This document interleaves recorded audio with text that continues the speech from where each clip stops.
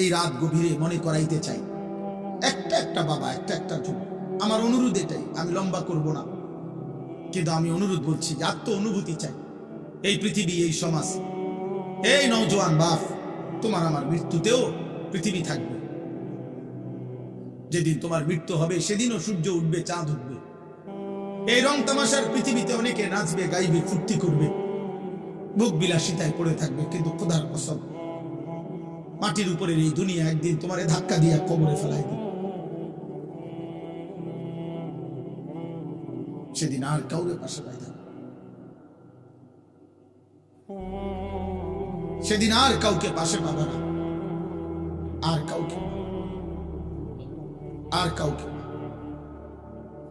আল্লাহ তাআলা, নবী সাল্লাল্লাহু আলাইহি সাল্লাম বলছে, আমার উম্মত শুনো, আমি নিজে হাদিসে পড়ছি বাবা, নবীজি বলছে প্রত্যেকটা পাপী নাফরমান তাকে যখন লাশের খাটিয়ায়,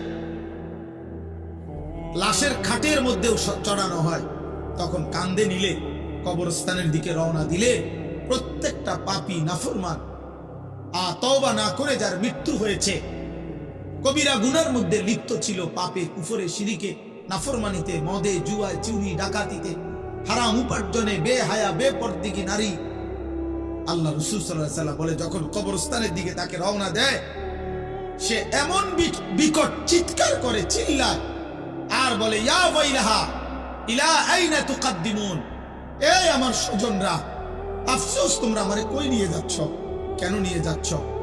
আল্লাহর নবী সাল্লাল্লাহু আলাইহি ওয়াসাল্লাম বলেন, হে আমার উম্মত, আল্লাহর সমস্ত সৃষ্টি একমাত্র ইল্লা সাকালাইন, মানুষ এবং জিন ব্যতীত আল্লাহর বাকি সৃষ্টি এই বেঈমান, এই নাফরমান পাপীর চিৎকার শুনতে পায়।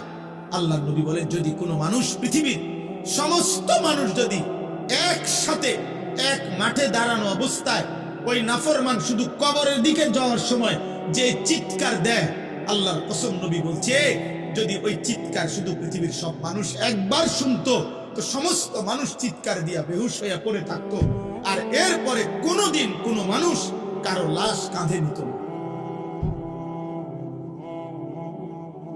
তুমি খামখেয়ালি মনে করছো, তোমরা অনেক ছেলে বাবা অনেক বেশি খামখেয়ালি। এত কম বয়সে মুসলমানের বাচ্চা এত দুষ্ট হয় না। 14-16 বছরে, 18 বছরে এক একজনে চেহারা দেখলেই বোঝা যায়। এই পরিমাণ নারী দেখে ফেলছো, এই পরিমাণ উলঙ্গ ছবি দেখে ফেলছো, এই পরিমাণ জিনা ব্যভিচারের, অসভ্যতার, নোংরামি মোবাইলে দেখে ফেলেছ। হতে পারে অচিরেই বিবাহিত জীবনে আর সুখ মিলবে। আমি শত শত শত শত যুবকের ব্যক্তিগতভাবে দুঃখের কাহিনী, আহাজারি, আমি 1000 কোটি টাকার মালিকের আহাজারিও দেখছি। 1 কোটি 10 কোটি না, 1000 কোটি টাকার মালিক বলছে, হুজুর, কলিজা ধরায়া কান্দা অঝরে কাঁদছে, বলছে, হুজুর, আমি জানি আমার স্ত্রী অন্য পুরুষের সাথে রাত কাটায়, কিন্তু আমার ওইটুকু হিম্মত নাই বলার।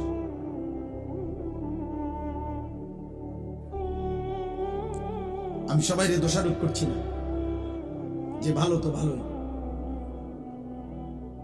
তোমরা মনে করতে আসো আর কি, আহা, মোবাইলের ওই নর্তকী তোম করে সুখ দিতেছে না রে, শেষ করে দিচ্ছি।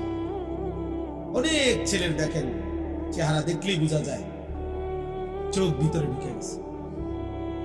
এত কম বয়সে বাবা চেহারা এত কালো হওয়ার কথা, এত কম বয়সে আরেকটু ডর ভয় থাকার কথা। ওই দেখেন ওইখানে ছেলেরা হাসতেছে, মানে ওরা ওদের ফাইজলামি করতেছে, দেখছেন? ওই দেখেন, কে বলবে ওদেরকে, কে ফিরাবে? কেউ নাই। আরে তাকায় লাভ কি? বয়স্ক লোকরা চা দোকানে গ্রুপে গ্রুপে 10 জন 12 জন করে করে চাচারা জ্যাঠারা চা দোয়ানে বয়ে বয়ে বিড়ি খাইতেছে, গপ করতেছে। কিও কি বুঝতে আছো দেশের অবস্থা কোন দিকে যাইবো মনে হয়? বুঝেন না? গপ মারতে আছে, বুদ্ধি দিতে আছে, বুদ্ধি দিতে আছে, অনবরত চা বেচতে আছে। চা দোকানদারের কথা, মাশাআল্লাহ, আপনার মতো বুদ্ধিজীবী থাকতে আমার দোকান আল্লাহর রহমতে রমরমা। হ্যাঁ, দোকানদারে কবে যা ভাই, তারও 10,000 ইটা না, বিল্ডিং এর কাম দাও। কারো জাতির শ্রেষ্ঠ মাতা বয়স্ক বুদ্ধিজীবী এখানে আসছে প্রতিদিন। এই বেহুদা কথা, ফালতু আলাপ। চোখের সামনে একটা ছেলে নামাজ পড়ে না, চোখের সামনে মেয়েগুলো বেপর্দা চলতেছে। আহা, বয়স্ক মানুষ তো এতটুকু বলতে পারে যে আমাদের কোনো করণীয় আছে কিনা। 10 জন মুরব্বীতে কমপক্ষে দূর কইতে তো পারে, কমপক্ষে ও আমগো কিছু করার আছে না, আমরা কিছু করতে পারি কিনা, কারো কোনো মাথা ব্যথা। এমনি জাতি টিকবে না, মনে রাখেন। আমি এই জন্যই বললাম, আমি পরিষ্কার বললাম, সুখ এখন অনেক দূরে, শান্তি, স্বস্তি, নিরাপত্তা অনেক দূরে। বাপ, আল্লাহ তাআলা ওয়াদা দিছে, বান্দা তুমি আমার ঈমান আমল বুঝায় না দিলে আমি ঈমানদারের শান্তি দেব না। আমরা মুসলমান, একটা গুরুত্বপূর্ণ কথা মনে রাখবেন, আমাদের চাইতে দুনিয়াতে কাফের বেঈমান হইতে পারে আমাদের চাইতে বেশি সুখে ভোগ করছে, কারণ ও কাফের, ওরে আল্লাহ সিদ্ধান্তই দিছে আমি বেঈমানকে দুনিয়া দেব অল্প কতক্ষণ। এই যে দেখেন, এই বেয়াদব দেখেন, এই যে এই দেখছেন, দেখছেন ভাইয়া, তুমি চলে যাও আব্বা, রাত অনেক হয়েছে, আব্বা যাই ঘুমাও, অথবা বাইরে কতক্ষণ মোবাইল টিপো, তোমার কষ্ট হইতেছে বাবা, এটা তো একটা শরীর, তো কতক্ষণ মোবাইল না টিপা থাকবে, তোমার তো একটা জান, বুঝো না? এরা তো বেশি দিন মেয়াদ থাকবে না, মোবাইলে এমবির মেয়াদ থাকবে না, তুমি চাইয়ে লাও, যাও বাবা উঠো। তুমি আমার চেনো না হয়তো, আমি শুরুতেই বলছি না আমি সাংঘাতিক মানুষ, আমি কসম করে বলি, আমি দিল থেকে এটা বিশ্বাস করি যে আমি একজনকে বললেও আমার কোনো অসুবিধা নেই, আমি একজনকে বললেও আল্লাহর কথা, একজনকে বললেও নেকি হয় কিনা, তো আমার নেকি দরকার। আমি তো বললাম আমি ভোটে দাঁড়াইছি না, তো আমি এত সমর্থন দিয়ে করবো কি? আমার ব্যাপক জনসমর্থন দরকার নাই, তো আমি তো ইলেকশনের প্রার্থী না। আমি সেই আনিসুর রহমান যে 4 জন শ্রোতার সামনে 2.5 ঘন্টা 3 ঘন্টা বয়ান করছে, 4 জন 10 জন, কোনো অসুবিধা নেই, এটা তো বড় বিষয় না রে ভাই। কোনোভাবেই তোমরা, আমি এটাই বলতে চাই, কোনোভাবেই তোমাদের দিলে কাজ করছে না, বিবেকে কাজ করছে না। এত কম বয়সে এত সাহসী হওয়া আল্লাহর নাফরমানির উপরে, মাত্র 16 বছর, অথচ 1 ওয়াক্ত নামাজ পড়ো না মুসলমান, অথচ পরিচয় দাঁড়ি, এত বড় গাদ্দার কেমনে হইলা? আমার রীতিমতো অবাক লাগে। মাত্র 18 বছরে সে সারা রাত সারাদিন মোবাইলে নারী ছবি দেখে, এত বড় হিম্মত! এই মানুষরূপী জানোয়ার, এত বড় জানোয়ার কেমনে হইল আমি এটা বুঝি। এ তো পশু, তো উলঙ্গ নারী যে দেখে, জিনা ব্যভিচারের দৃশ্য দেখে, যে হারাম ছবি দেখে, এ তো মানুষরূপী জানোয়ার। তার ভিতরে তো মূলত কোনো ইনসানিয়াত নাই। কারণ কোন মানুষ যদি নবীজি এই কথা বলছে সাহাবীকে, এক যুবক সাহাবীকে বলছে, হে যুবক, তুমি একবার ভাবো, আমি তোমাকে 5টা বিষয় জিজ্ঞাসা করি। যুবক জিনা করতে চাইছে, আল্লাহর নবী বলছে, তুমি কি চাও তোমার মায়ের সাথে এমনটা কেউ করুক? তোমার মেয়ের সাথে, তোমার বোনের সাথে, তোমার খালার সাথে, তোমার ফুফির সাথে?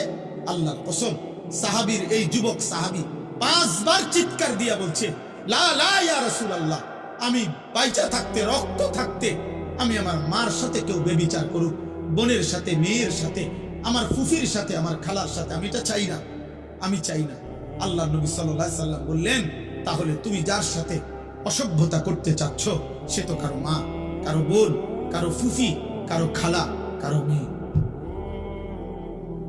তুমি একটা যুবক যদি মানুষের বাচ্চা হও, রক্তে যদি মানুষের রক্তে থাকে, তুমি বলো বাবা, মোবাইলে যে নারী দেখো, হ্যাঁ, অশ্লীল ছবি দেখো, তোমার মাকে এমন কেউ দেখুক? কথা বলে না। তোমার মাকে বিবস্ত্র দেখুক কেউ? তোমার বোনকে কেউ উলঙ্গ দেখুক? তুমি মেনে নিবা? মানুষের রক্ত থাকলে মেনে নিবা তুমি এটা? তো তাহলে সে কি কারো মা না? সে কি কারো বোন না? তুমি যাকে দেখছো,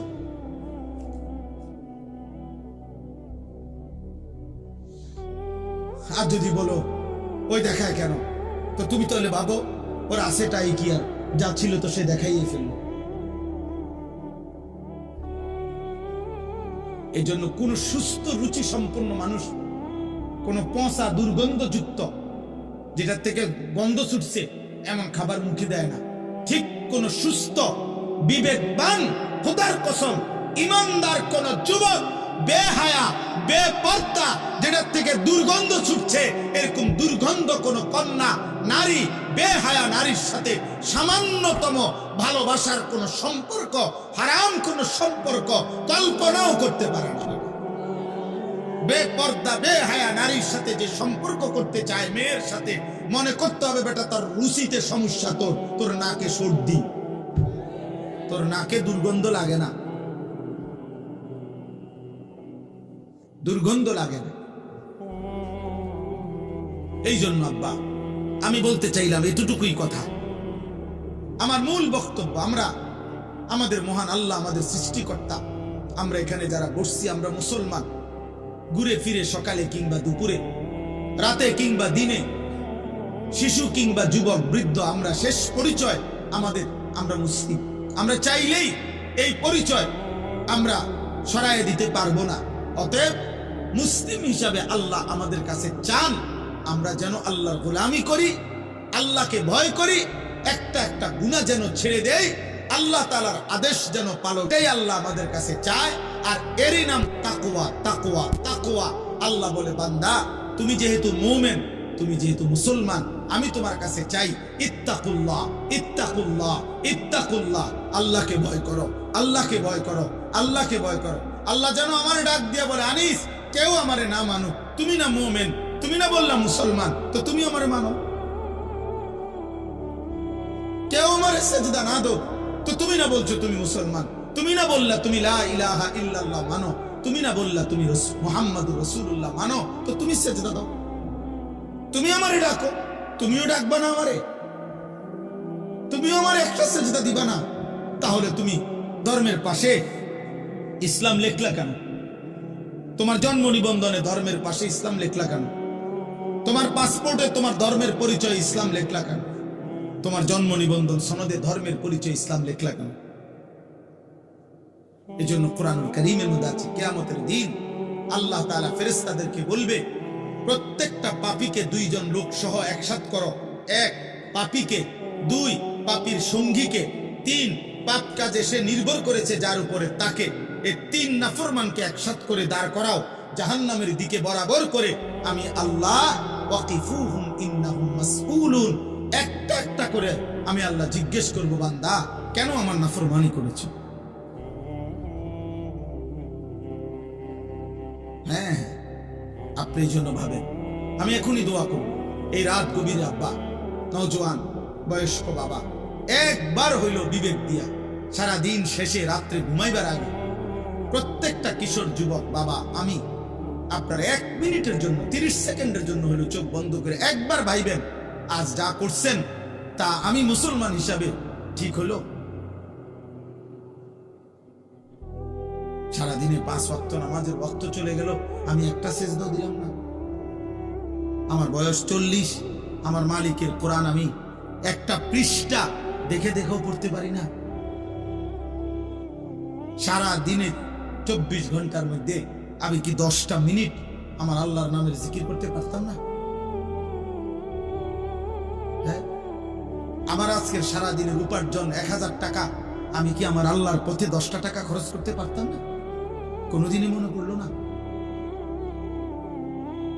এতটুকু হিসাব মিলাই, এটা আল্লাহ কোরআনে বলছে ওয়াল তানজুর নাফসুম মা কদ্দামাত লিগাদ, বান্দা তুমি হিসাব কইরো আজকের দুনিয়া থেকে আগামীকালকের আখিরাতের জন্য কি পাঠাইছো। 2 নম্বরে আল্লাহর নবী বলছেন আল কাইয়িসু মান দানা নাফসাহু, বুদ্ধিমান সে যে নিজের হিসাব করে। নবীজি বলছেন হাসিবু ক্বাবলা আন তুহাসাবু, আল্লাহ তোমার হিসাব নেওয়ার আগেই নিজের হিসাব তুমি করো। আল্লাহ আমাদেরকে বুঝ দান, আল্লাহ আমাদেরকে বিবেক দান করে। তাহলে আল্লাহ তাআলা আমাদের কাছে তাকওয়া চায়, গুনাহমুক্ত জীবন চায়, আল্লাহর আনুগত্যপূর্ণ জীবন চায়। এটাই আল্লাহ এখানে বলছেন যে বান্দা, এই শেষ কথা আল্লাহ তাআলা বলেন বান্দা আমি চেয়েছিলাম 12 মাস তুমি আমাকে ভয় করবে, আমি চেয়েছিলাম পুরাটা বছর তুমি গুনাহ ছেড়ে দিবা, আমি চেয়েছিলাম তুমি পুরাটা বছর আমি আল্লাহর আনুগত্য করব। আচ্ছা যাও, ঠিক আছে, 11 মাসে ঘাটতি হয়েছে, কমতি হয়েছে, ভুল হয়ে গেছে, আচ্ছা ঠিক আছে বান্দা যাও, আমি আল্লাহ আবারও তোমার একটা নতুন সুযোগ দিতে চাই। মাত্র একটা মাস, 11 মাস পরে আমি আবার আনলাম এই একটি মাস, আইয়ামাম মাদুদাত, গুনা গুনা কয়েকটা দিন, গুনা দিন মানে হইল 30 দিন অথবা 29 দিন। আল্লাহ যেন আশ্বাস দিয়া, নিশ্চয়তা দিয়া বলতেছে, বান্দা 31 দিন হবে না বললাম, 32 দিনও যাইতো না, হয় 30 নয়তো 29, এই দুইটার মধ্যেই থাকবে। 29 বা 30 দিনের মাত্র গোনা হিসাব করা একটা মাস, মাহে রমজান, আমি আবারও 11 মাস পর পর তোমার সামনে আনলাম।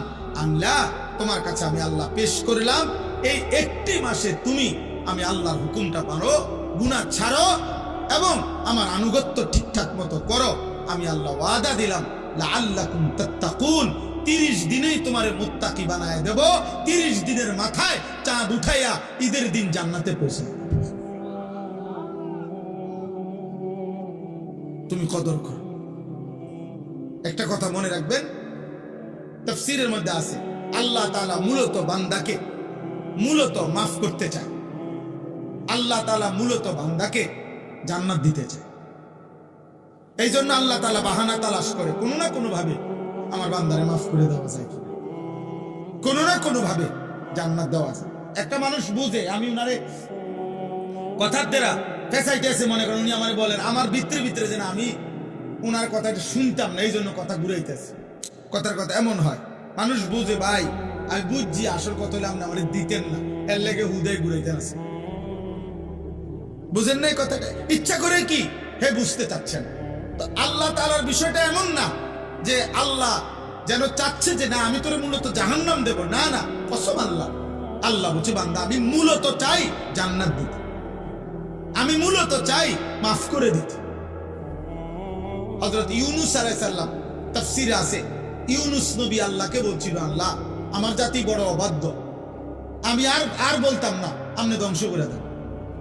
তখন তাফসীর আছে ইউনূস আলাইহিস সালামকে আল্লাহ বলছিলেন, ওই যে এখানে একটা লোক মাটি দিয়া মাটির পাত্র বানাইছে অনেকগুলো, তুমি একটু তার কাছে যাও তো। কুমার আর কি, কুমার। ইউনূস আলাইহিস সালাম ওই লোকটার কাছে গেছেন। তা আল্লাহ বলছেন, ইউনূস ওই বেটারে শুধু একটা কথা বলো, যে সে যে এই মাটি দিয়ে মাটির পাতিল বানাইছে, এরকম তার হাতের বানানো একটি মাটির পাতিল ভেঙে ফেলতে বলো, তারে ভেঙে লাইতে। ইউনূস আলাইহিস সালাম বলছে, হে ভাই, আপনি আপনার বানানো এই মাটির পাতিল থেকে একটি পাতিল ভেঙে ফেলেন। তখন ওই কুমার সে বলছে, এই মিয়া, আমার নিজের হাতের বানানো মাটির পাতিল আমি ভাঙবো কেন? বোকা নাকি আমি? কেন ভাঙবো? এত যত্ন করে আমি বানাইছি। আল্লাহর কসম, ইউনূস আলাইহিস সালামকে আল্লাহ তাআলা তখন ডাক দিয়ে বললেন, ইউনূস, মাটির পাতিল যে বানায়, এমন এক মানুষ যদি এক সাধারণ মাটির পাতিল নিজের হাতে বানানো ভাঙতে না চায়, আমি যারে মায়ের পেটে 9 মাস রেখে নিজের হাতে সাজাইছিলাম, আমার দেওয়া চোখ নাক কান দিয়ে আমি বানাইছি যারে, আমার সেই বান্দাকে আমি কেমনে জাহান্নাম দিই? আমি ধ্বংস করে দেব কেন? ও যদি তার মাটির পাতিল ভাঙতে না চায়, আমি আমার এমন যত্নে গড়া বান্দাকে জাহান্নাম দেব কেন? ধ্বংস করে দেব কেন? আমি অপেক্ষায় থাকি মাফ করতে। আমার বান্দা কোনদিন যদি এক ফোঁটা রাত গভীরে চোখের পানি ফেলে, আমি ওরে মাফ করে দেব। যদি বলে বান্দা আল্লাহ গুনাহ অনেক বেশি, আল্লাহ বলবে সমুদ্রের ফেনার চাইতেও বেশি। বান্দা বলবে না। আল্লাহ বলবে আসমান পরিমাণ উচ্চতার চাইতেও বেশি। বান্দা বলবে না। তা আল্লাহ বলবেন, বান্দা আমি তো আসমান ছোঁয়া পর্যন্ত গুনাহ মাফ করতে রাজি, আমি তো সমুদ্রের ফেনার চাইতেও বেশি গুনাহ মাফ করতে রাজি। এত সুযোগের পরেও যে বান্দা আল্লাহকে ডাকে না, সেজদা করে না, গুনাহ মাফ চায়, ঠিক আছে বদনসিব, তুমি তোমার জীবন চাও। কে কার জন্য আটকাইবে? কারোর জন্য কেউ আটকায় না। আমি আবারও বলছি, শেষ কথা, কিশোর যুবক মনে রাখো, স্বার্থপর এই দুনিয়া এত যান্ত্রিক, দুনিয়া এখন এত কঠিন বাস্তবতা যে আপন জনরাও ব্যস্ত, যার কারণে তুমি যদি নিজে নিজে নষ্ট হইয়া চরিত্রহীন হইয়া যাও, কোচ্চা গইল্লা গন্ধ ছোটে, তোমারে কেউ টাইনা ধরবে, কেউ ফিরাইব, এই টাইম কারো হাতে। আমার এই কথা এক ছেলে হলো মনে। বাস্তবতা বড় কঠিন এখন, কারণ মানুষের এখন উপার্জন দরকার বেশি। 10 টাকার পণ্য 1000 টাকা। মানুষ, আমরা আগে পুরা বাড়ি, মনে করেন আমাকে মুরব্বীরাও বলবেন, আমরাও তো ছোটবেলায় দেখছি, পুরা বাড়ি বাপ চাচা জেডা প্রত্যেকের ঘরের মানুষ যদি মিলে 30 জনও হয়, 40 জনও হয়, তো পুকুরের কোন বাথরুম নাকি ওইখানে তো পুরা বাড়িওয়ালারা গেছে গেছে না?